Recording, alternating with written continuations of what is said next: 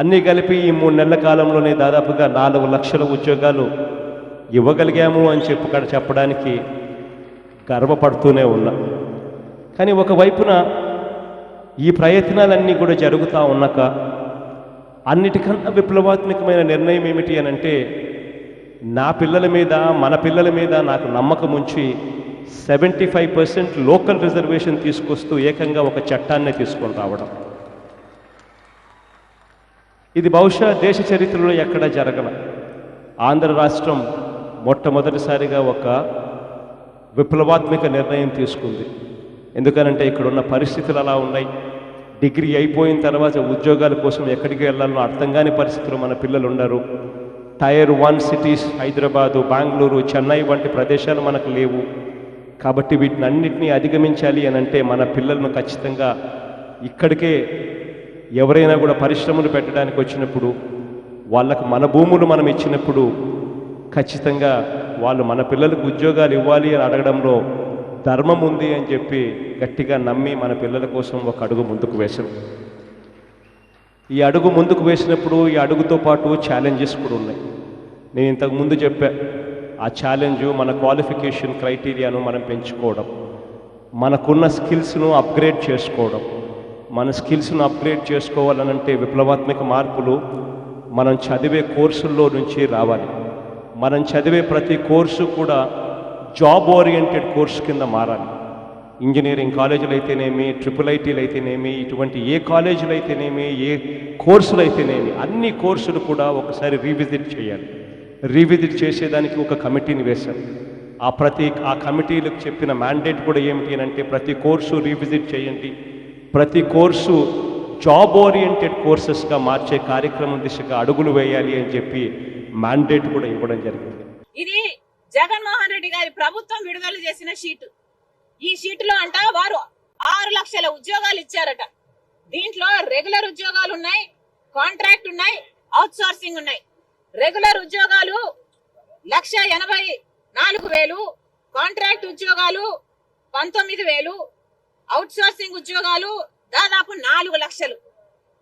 ఇవన్నీ కలిపంట 6 లక్షలంట. ఈ 6 లక్షల ఉద్యోగాలు వాళ్ళు ఇచ్చేశారంట. ఏది అవుట్ సోర్సింగ్, కాంట్రాక్ట్ అన్ని కూడా వాళ్ళు ఇచ్చిన ఉద్యోగాలేనంట.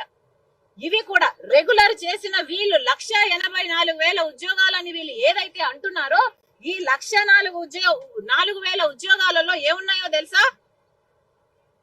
ఇక్కడ 1,21,000 ఉద్యోగాలు గ్రామ సచివాలయానికి సంబంధించిన ఉద్యోగాలు. అంటే వాళ్ళ కార్యకర్తలకు వాళ్ళ సైన్యంగా తయారు చేసుకున్న వాళ్ళకే 1,21,000 ఉద్యోగాలు ఇచ్చుకున్నారు. ముందు చెప్పిన మాట 2,30,000 ఉద్యోగాలు ప్రభుత్వ శాఖల్లో ఖాళీగా ఉన్నాయి, అవన్నీ భర్తీ చేస్తామని చెప్పిన వాళ్ళు, ప్రభుత్వ శాఖల్లో ఏపీపీఎస్సీ ద్వారా భర్తీ చేస్తామన్న వాళ్ళు అవేవి చేయకుండా 1,21,000 ఉద్యోగాలను గ్రామ సచివాలయానికి సంబంధించిన ఉద్యోగాలను భర్తీ చేసి మేము ఉద్యోగాలు ఇచ్చామని చెప్పుకుంటున్నారు. అంతేకాదు, దీంట్లో ఉన్నది ఇంకొక 51,000 ఉద్యోగాలు ఆర్టీసీని విలీనం చేసుకుంటే వాళ్ళకు పర్మనెంట్ అయిన ఉద్యోగాలు. అవి ఆ రోజు 2,30,000 ఉద్యోగాలు ఖాళీలలో ఇవేవీ లేవు. అంటే 2,30,000 ఉద్యోగాలు ఆ రోజు ఏవైతే ఖాళీగా ఉన్నాయో ప్రభుత్వ శాఖల్లో ఈ రోజు కూడా ఖాళీగానే ఉన్నాయి. ఏపీపీఎస్సీ ద్వారా వీళ్ళు భర్తీ చేసింది ఏమీ లేదు. తీరా అన్ని లెక్కలు చూస్తే 2,30,000 ఉద్యోగాలు వీళ్ళు భర్తీ చేయాల్సి ఉండగా ప్రభుత్వ శాఖల్లో వీళ్ళు చేసింది ఎంతరా అంటే 2,557 ఉద్యోగాలు మాత్రమే. సిగ్గుండాలి కదా.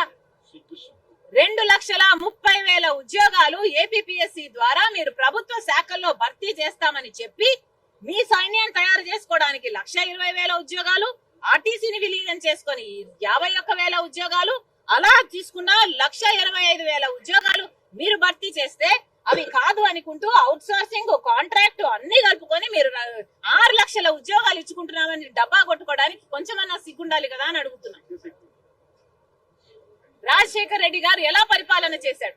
రాజశేఖర్ రెడ్డి గారు 50,000 ఉద్యోగాలతో డిఎస్సి ఇస్తానన్నాడు. ఇచ్చిన మాట ప్రకారం రాజశేఖర్ రెడ్డి గారు మాట నిలబెట్టుకొని 52,000 ఉద్యోగాలతో 52,000తో మెగా డిఎస్సి ఇచ్చిన నాయకుడు ఆ రోజు రాజశేఖర్ రెడ్డి గారు. అది వైఎస్ఆర్ మార్క్.